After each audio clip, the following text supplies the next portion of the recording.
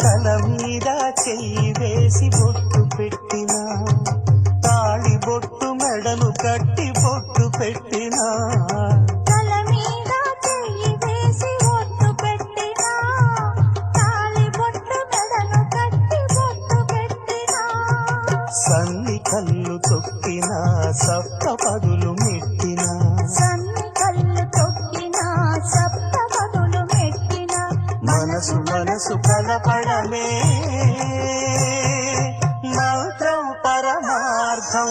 శ్రీరస్తు శుభమస్తు, శ్రీరస్తు శుభమస్తు.